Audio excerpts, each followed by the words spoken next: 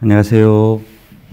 예, 요즘 3세기 교부들에 대해서 알아보고 있고, 3세기 교부는 학파를 형성해서 나름대로 그 학파들은 자기들의 신학적 그 팀 칼라를 이렇게 이제 띠게 되고, 후대 4세기, 5세기에 큰 이제 신학적 스트림을 이제 이렇게 만들게 되는데요. 그래서 알렉산드리아 학파 그리고 로마 학파를 받고, 지금은 이제 카르타고를 중심으로 한 북부아프리카, 그 중에서 가장 뛰어난 학자였던 교부였던 테르툴리아누스를 지난 시간에 봤습니다. 테르툴리아누스는 일반 평신도로 이제 생애를 마감하게 됩니다. 뭐 평신도 정도가 아니죠. 이단 몬타니즘에 빠졌다가 또 나중에는 몬타니즘에서도 못 견디고 튀어나와서 자기 이름으로 공동체를 만들어서 생활했는데, 반면 테르툴리아누스를 스승으로 여겼던 주교님이 있어요. 바로 이 카르타고의 그 주교님이셨는데, 치프리아누스 혹은 키프리아누스라고 한국말로는 발음할 수 있습니다. 이분은 그 비서에게 아침마다 우리 선생님 좀 모셔와라 그랬대요. 그게 무슨 얘기냐면은 테르툴리아누스 책을 갖다가 가져와라. 그쯤 이제 읽게 되는 거죠. 근데 노골적으로 이 양반도 책을 많이 쓰게 되는데, 노골적으로 테르툴리아누스라는 이름은 거명을 안 해요. 왜냐하면은 테르툴리아누스는 말씀드렸듯이 이단에도 빠졌고 나중에는 그것도 못 견디고 이제 뛰쳐나갔, 하여튼 그렇지만 그의 그 열정, 그의 냉철한 신학적 주장, 또 신학적 개념, 뭐 이런 것들을 이제 후대의 아프리카인들은, 또 라틴인들은, 라틴말을 사용하는 교부들은 참조하지 않을 수밖에 없었죠. 어쨌거나 이 키프리아누스 주교님은 200년에서 210년경 이제 카르타고에 유복한 이교 가정에서 태어났다고 합니다. 그리고 훌륭한 교육을 받았죠. 그러나 어느 날 갑자기 이도 뭐 한 40쯤 돼서 이제 세속에 대한 회의감이 왔나 봐요. 그 구체적인 이유는 밝혀지지는 않고 있습니다. 속세의 불의와 부패에 이제 실망을 느끼게 되고 30대 후반에서 40대 정도에 이제 세례를 받게 됩니다. 근데 이는 세례받은 지 얼마 되지 않아서 불과 3년 만에 그 카르타고라는 북부 아프리카의 최고 큰 도시에 이제 주교가 되게 됩니다. 이제 그가 그렇게 주교가 되고 한 10년, 258년에 이제 순교를 이제 하시게 됩니다. 10년간의 이제 주교 생활 끝에 이제 순교를 하시게 되고, 길지 않은, 어떻게 보면 신앙생활을 한 게 한 15년도 채 안 되는 그 기간 중에 이제 많은 또 책을 남겨서 후대 교회에게 지침을 이렇게 가르쳐 주셨다고 할 수 있어요. 근데 아까 말씀드린 대로 세례받은 지 얼마 되지 않는 신문교우가 주교가 된 거예요. 근데 그 당시에 노바투스라는 분이 계셨어요. 신부님인데, 이 분은 다 본인이 이제 저기가 된 줄 알았어요. 뭐죠? 이제 주교가 되고 싶었는지 어쩌는지, 하여튼 제1지명자였는데, 그보다도 이제 하느님 백성은 치프리아누스를 택하게 됩니다. 249년 이제 주교가 되는데, 채 1년도 되지 못해서 북부아프리카에 가장 큰 박해가 일어납니다. 데키우스 황제의 박해예요. 이 박해는 아주 물불안가린 박해였었습니다. 벌써 이렇게 기원 후 3세기는 대제국 로마가 흔들리기 시작했던 때입니다. 정치적으로. 북방민족들이 계속해서 침입해 내려오고 있고, 뿐만 아니고 저쪽 알프스 넘어서도 위협을 하지만, 우리가 지금 잘 아는 그 바이킹들 있지 않습니까? 이 사람들이 배를 타고 이제 이렇게 북부 아프리카까지 이제 올 정도로 풍전등화의 위협, 정치적 위협 속에 대제국 로마가 있었어요. 그래서 국제적으로 계속된 전쟁들이 이제 있었죠.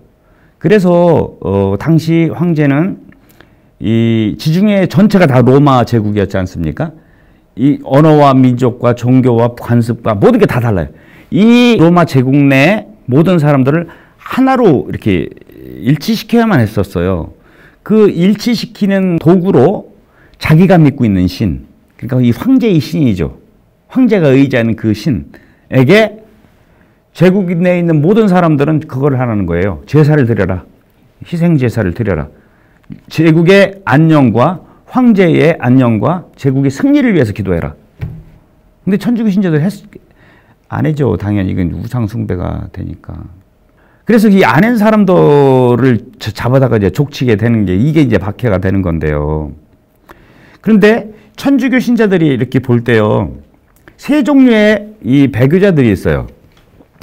제일 첫 번째 가장 큰 배교자들은 이거를 사크리피카테라고 하는데요. 희생제물을 직접 드리는 거야. 직접 제사를 지가. 이거는 뭐 용서가 안 되지. 용서가 안 돼. 그 다음에 두 번째는 뚜르피카티라고 하는데 향만 친 거예요. 향만 이렇게 올린 거죠. 직접 막 저걸 안 하고.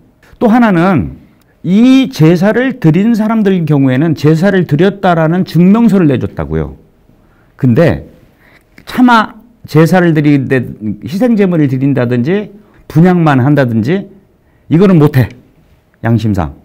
그 공권력이 자꾸 물어보니까 너 했냐 안 했냐. 그러니까 뭐를 했냐면은 가짜 증명서를 만들어내는 거예요. 가짜 증명서. 이렇게 배교자는 세 종류가 있어요. 문제는 이 데치우스 박해가 끝난 다음에 이 배교자들을 어떻게 처리할 거냐. 이 문제가 되는 거예요. 근데 한술 더 떠서 치프리아누스는 박해가 심각하게 되니까 피합니다. 도망가요. 그 당시에 로마의 주교님 같은 경우에는 장렬하게 순교하시거든요. 근데 이게 한번 생각을 해보세요. 세례받은 지 얼마 되지도 않은 주교가 박해가 터지니까 도망갔다. 이게 나중에 사람들에게 이게 얘기거리가 되게 되는 거예요.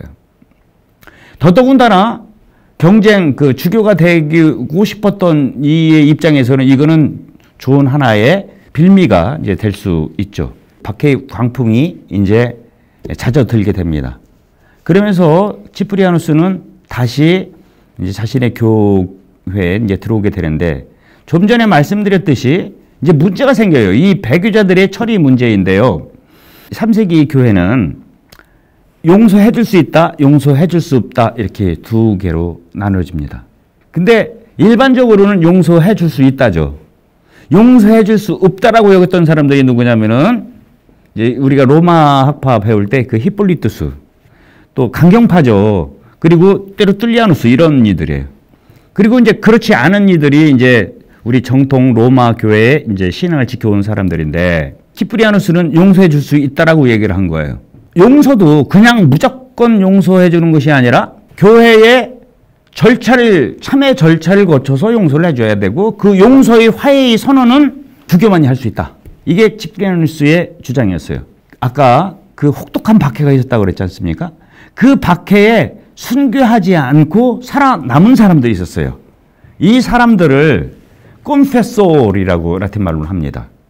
한국말로는 증거자 이렇게 번역하는데, 원래 그 뜻은 신앙을 고백한 고백자들이에요. 저지난 시간 정도에 교회의 제반 법규를 이야기할 때 히폴리투스의 사도 전승이라는 책을 얘기해 줄 때, 이 증거자들은 사제서품을 받을 때 안수가 필요 없다. 왜? 이미 성령을 받은 사람들이라고 그 초대교회는 그렇게 생각을 했을 정도로 증거자들의 영적 권위는 아주 상당했어요. 근데 이 증거자들이 눈에 치프리아누스는 잘 보일 리가 없어요. 왜냐하면 자기들은 감옥에서 막 그렇게 고생을 당했는데 이 주교님은 도망갔었잖아요. 어떤 문제가 발생하게 되냐면은, 죄 지은 사람들이, 배교자들이 증거자한테 가가지고 화해 선언을 듣게 되면은 교회에서 아무런 절차 없이 용서되는, 이 죄의 용서가 어떻게 보면은 남발된 거죠.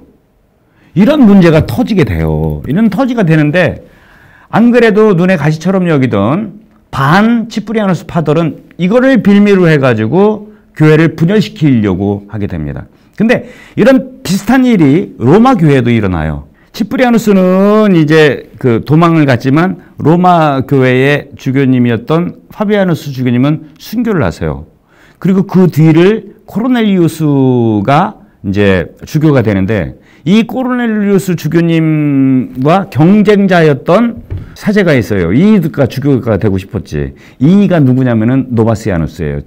저지난 시간에 로마파를 얘기할 때 삼위일체론이라는 아주 중요한 책을 썼던 분이라고 했는데, 그러니까 로마 교회도 코르넬리우스와 노바시오누스 사제의 분열이 있었고, 이쪽 북부 아프리카 카르타고 교회에도 치프리아누스와 또 그 도나투스와 펠리치타스라는 일이 이제 또 분열이 있었고, 그때 키프리아누스는 이 그 코르넬리우스 교황님을 지지하죠.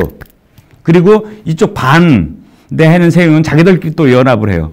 이때 아주 중요한 책을 쓰게 됩니다. 하나는 배교자들이라는 책이고요. 또 하나는 가톨릭 교회의 일치라는 책이에요. 배교자라는 이 책, 배교자들이란 델랍시스, 그러니까 한국말로 그냥 배교자인데 이게 넘어진 이들이란 원래 뜻은, 이 배교자들이 용서받을 수 있다.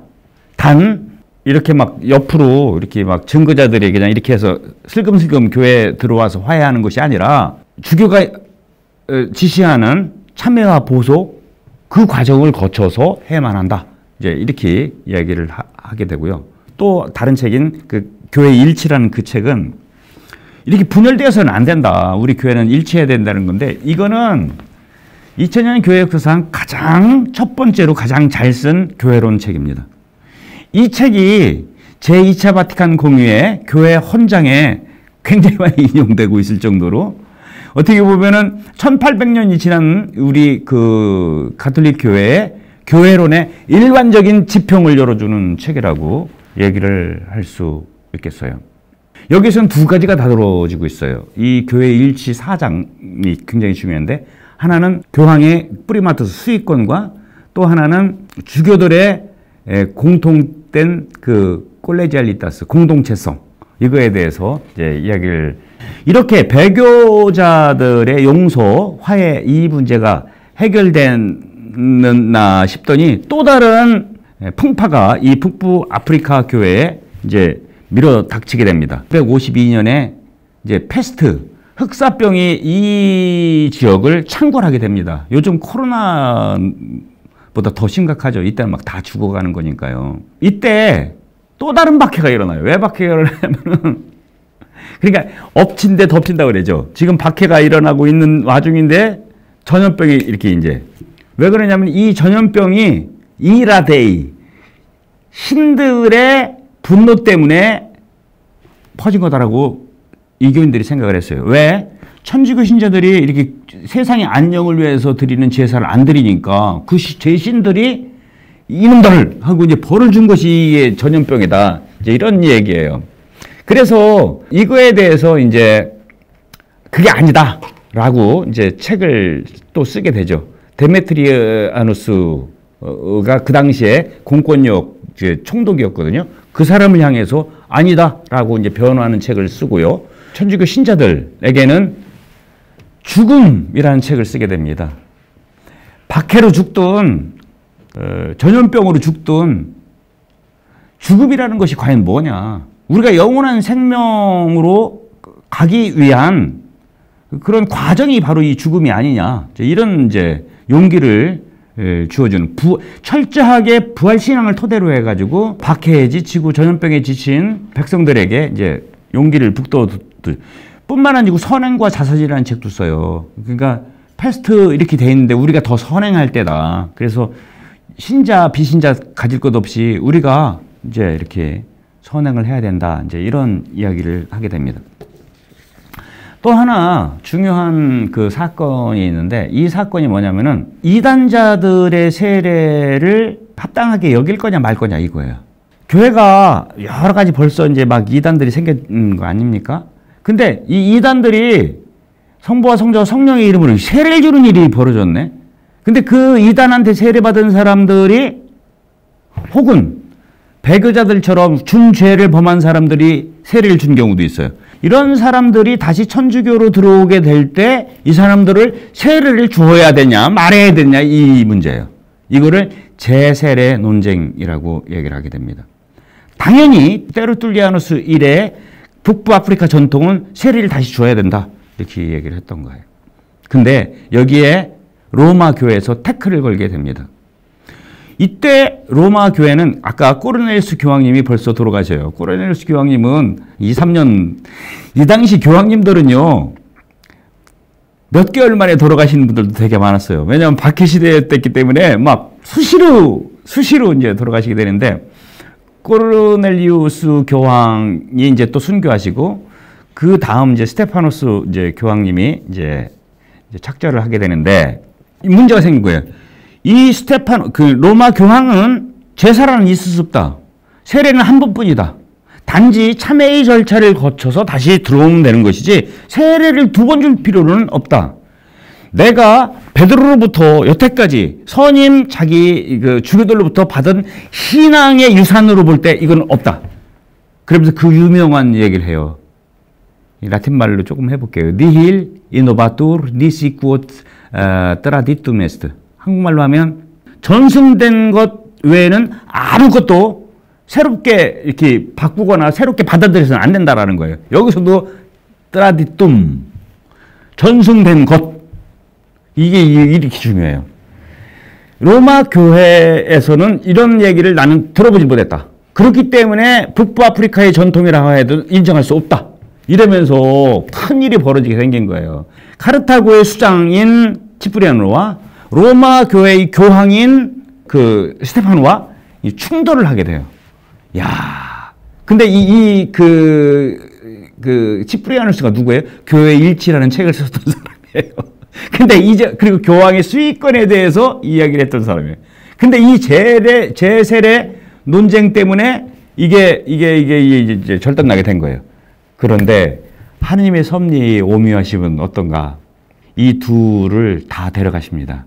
또 다른 대백 박해가 일어나요. 그 박해가 발레리아누스 박해인데요. 그 박해에 의해서 이 두 교황님이 하느님께서 싸워서 불러가는 건지 모르겠지만 하여튼 다 불러가시면서 이제 교회는 다시 잠잠해지고, 이 논쟁, 즉 제세례는 논쟁, 또 죄의 용서의 이 문제는 북부아프리카 교회에 계속 신앙 논쟁으로 이어지게 됩니다.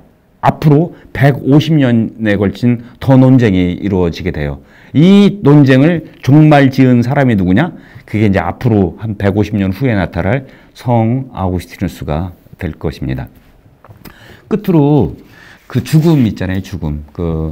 이제 그 전염병에다가 페스트에다가 또 이교 사람들은 천주교인들 니들 때문에 이런 일이 벌어지고 있다. 이제 이렇게 하니까 하나는 데메트리우스에게 쓴 호교론이 있고 하나는 신자들에게 쓴 죽음이라는 책이 있는데, 요거를 그냥 마지막으로 읽으면서 강의를 마치겠습니다.